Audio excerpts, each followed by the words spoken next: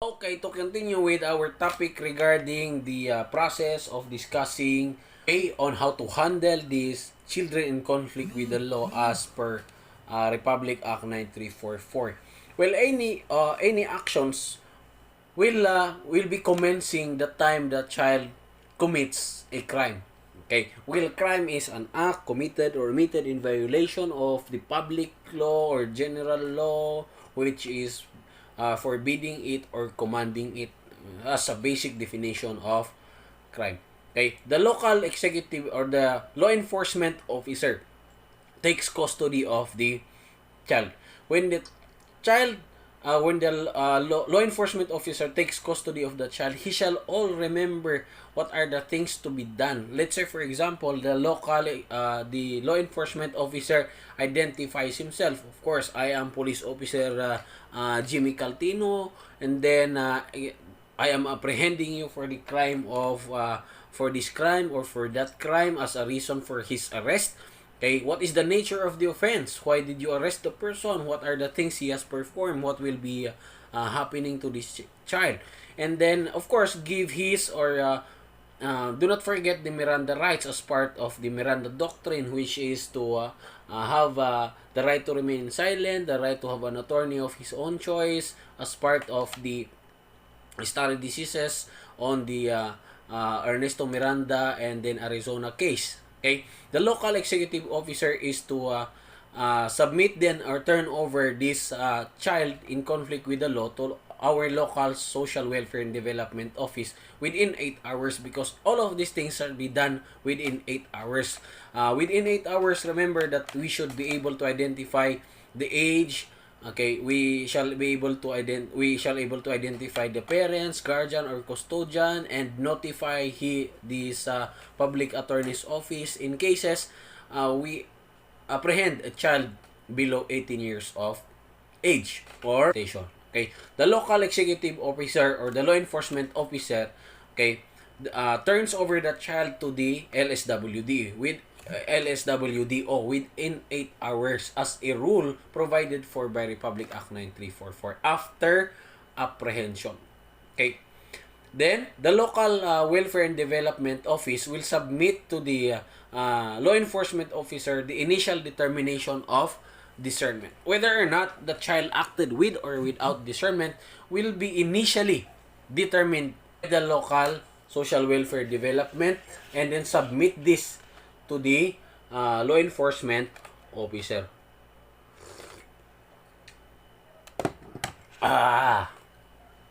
Next is, now the parent or guardian, if the parent is available or not, because we try to contact them. So if we're able to contact them now, if the parent or guardian is available, yes, in those presentation, it is that identify if the parent or guardian is available. If the parent is or guardian is available, okay, then is there a safe or is the safety of the child in danger? Okay, if the child is in danger or the parent or guardian was not suitable to become a is not suitable to guard or to take good care of the child, then we will be encouraging temporary custody. It's either for the any facilities of the child or youth rehabilitation center. Okay, going back, if the parent or guardian is not available, the local social welfare and development officer will refer them to either, okay, to a duly registered non-government organization, or in a faith-based organization, or in a barangay office, o kaya naman in a member of the BCPC, or an LSWDO, or the DSWD itself, if the parent is not available. Okay? Well, the local social welfare development office will refer either of these as follows. Now, after that, the local social welfare development office will be determining if the child is neglected or others. If it is yes, if the child is neglected, then the social worker will file a petition for involuntary commitment. Okay? If it is not a neglected child, then the child will undergo intervention program. as care of the local social welfare and development office. Okay, the child will then be reintegrated to the community or family. And then it goes to the end. Going back, if the parent is available, they will be first identifying if the child is safe or not safe. If it is uh, safe, yan, then encourage us for uh, is there a safety, encourage temporary custody, okay, to any form of youth rehabilitation center. Okay, if there is no, okay, the safety of is the safety of the child in danger. If it is no, then the local social welfare development release it to the guardian or parents. Then the social worker will identify if these parents neglected or others. If it is yes, then file petition for involuntary commitment. If it is no, then the child will undergo intervention program. Okay. Then after intervention program, we will assess if the child will be reintegrated to the community. Okay. If the child safety is in danger, it is yes, then temporary custody.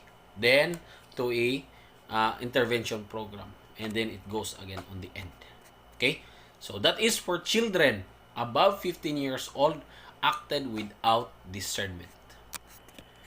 Next part is the process wherein how do we handle a case of child in conflict with the law who acted with discernment. Above 15 years old or 15 years old and acted with discernment. So, the child will commit again crime. The law enforcement officer will again take custody of the child, remembering the 8-hour rule. Identify yourself, what is the reason of the arrest, what is the nature of the offense, and then the institutional constitutional rights. And then determine the age. Okay. Next, of course, is just the same. Turn over the child to the LSWDO within 8-hour rule. Okay.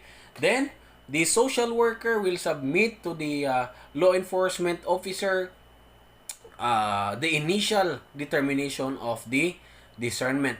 Okay.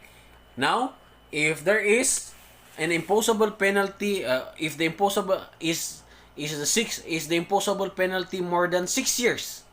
Okay. If it is yes, then the local executive officer refers the case to the prosecutor for preliminary investigation. Okay, then there will be that will be the end for preliminary investigation. Then next after that is either trial, pre-trial, and then so on and so forth. Okay, if the imposable penalty is not more than 6 years, okay, if this is not more than 6 years, it will be undergoing the diversion program, which is conducted by the law enforcement officer, the social worker, or in victimless crimes, the BCPC. After diversion program, is it successful or not? Okay, if the diversion program is successful, the child will be reintegrated to the family or community. Then that will be the end. Okay, if it is good. If the diversion program is not successful, refer the case to the prosecutor for preliminary investigation. Okay. Third instance is that what if the child or the imposable penalty, child committed a crime and the imposable penalty is more than 12 years of imprisonment. So the child committed a crime, the law enforcement officer takes custody of the child. Okay, again remembering all the rules, 8-hour rule, custody, the mental check-up, and then physical examination of the child, the Miranda rights, Miranda doctrines, and others. Okay. Now, the law enforcement officer will turn over the child to LSWDO within 8 hours after apprehension. Then, again, the same. The social worker will identify the child if the child acted with or without discernment. Okay? To the law enforcement officer. Now, after that one, the law enforcement officer refers the case to the prosecutor for preliminary investigation. Then, we will file that to the court. The court will now determine whether or not the child is guilty or not guilty. And then we will go with the suspension of sentence. Okay? And then wait until the child becomes 21 years old. Another one, as provided for by Republic Act 9344, if the child or children is 15 years old and below. If the child is 15 years old and below, when the time he committed a crime, okay, the local law enforcement officer takes custody of the child, and then again, remember, explaining him the Miranda rights, the reason, the nature, the constitutional rights.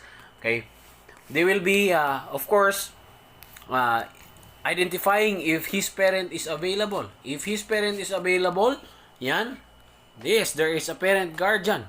Okay, is the safety of the child seen, or is the child safe? If it is yes, then encourage. Is the safe of the child in danger, or the child is in danger? If it is yes, yan, temporary or encourage temporary custody. This will be either to the youth rehabilitation program or non-government facilities as shown. Then, that child will undergo intervention program because he is 15 years old and below. Again, just like what we have discussed on the intervention diversion differences. Okay, if the intervention is effective, then the child will be reintegrated to the community.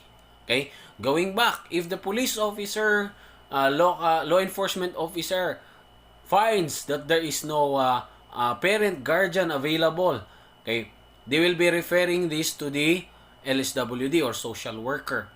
Okay, so if not the social worker, there will be the non-government organization, faith-based organization, barangay officer, members of the BCPC, and others. Well, then identify whether or not the child is neglected or not. If it is neglected, yan, mag-file, if we will file petition for involuntary commitment. Then, if the DSWD filed for a petition for involuntary commitment, they will be putting the child into the rehabilitation program. Okay? Then, if the rehabilitation program, they will check for the intervention program. They will be undergoing him, and the child will be undergoing intervention program. Then, integrated to community. Okay? If the child is not neglected, then he has been taken good care of his parent, he will undergo directly on an intervention program. If the intervention program is effective, he will be reintegrated. Okay? So that will be for child in conflict with the law, 15 years old and below. Again, the highlight of this is to differentiate what is who undergoes diversion, who undergoes intervention. What if the child is acting with or without discernment? What if the case is 12 years, the penalty is 12 years and above? So that's it for Republic Act 9344. For any comments, suggestions, and more topics, kindly give your comments down below for any forms of encouragement, discouragement, positive or negative comments. Thank you, and then that ends our module for our juvenile delinquency and crime prevention. Thank you, and then watch out for the next module.